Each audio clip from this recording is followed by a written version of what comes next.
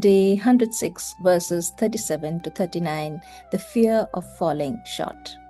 Namaste and welcome to Gita 360. Yesterday, Krishna assured Arjuna that even the restless mind can be trained through steady practice, detachment, and a gentle acceptance of our mind's distractions.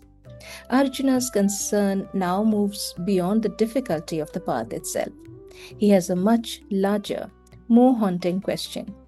What if I try my best but still fail?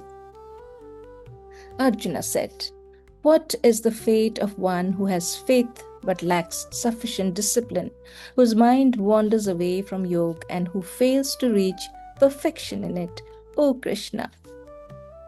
Arjuna is describing a sincere seeker, someone who begins with faith, practices earnestly, yet finds that the mind slips away before the highest state of yoga is attained. This is a vulnerability that anyone who has ever tried to change their life will instantly recognize.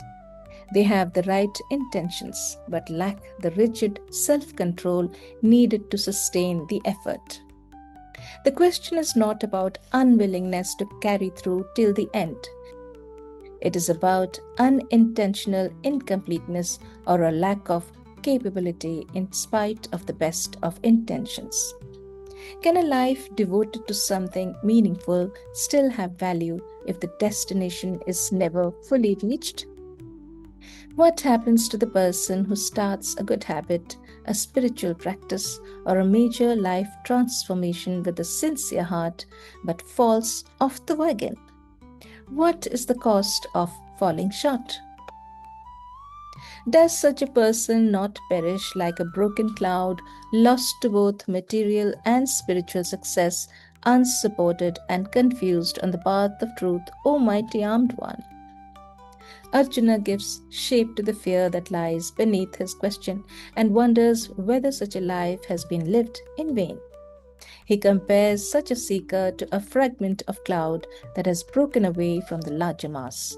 If a small patch of cloud breaks off, it lacks the volume needed to produce rain, and it quickly gets dissipated by the wind until it vanishes into nothingness. Eventually, it belongs nowhere. The image is deeply moving. Arjuna fears that unsuccessful seekers face failure on all sides, seeing neither material nor spiritual success.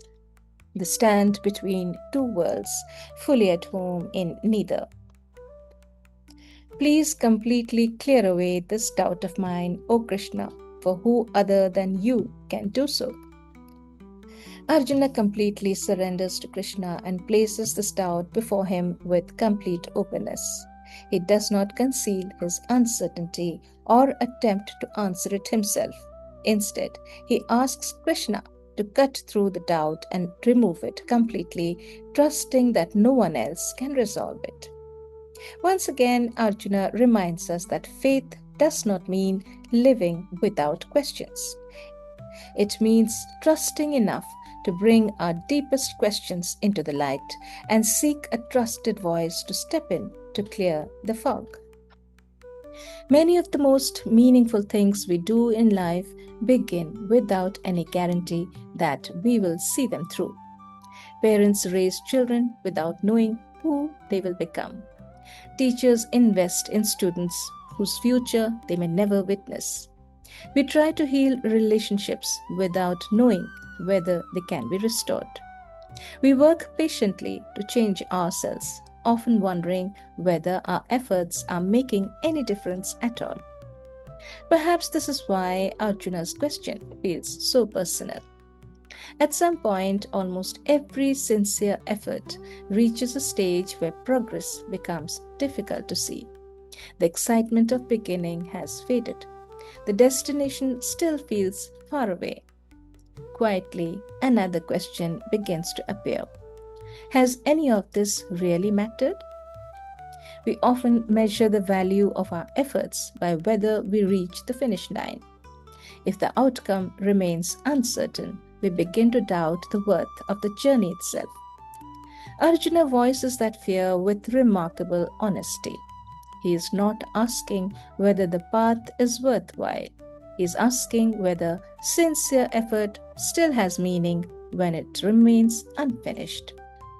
By bringing the stout out into the open, Arjuna sets up one of the most beautiful and compassionate revelations in the entire text. He shows us that it's entirely normal to feel intimidated by the gap between where we are and where we want to be. Thought of the day. We often judge our efforts by whether they feel complete. Pause for a moment today and reflect. Have I ever stopped doing something meaningful simply because I could not yet see where it was leading? Thank you for joining me on Geeta 360. May we find the courage to take the next small step on our path, trusting that the effort itself holds immense value.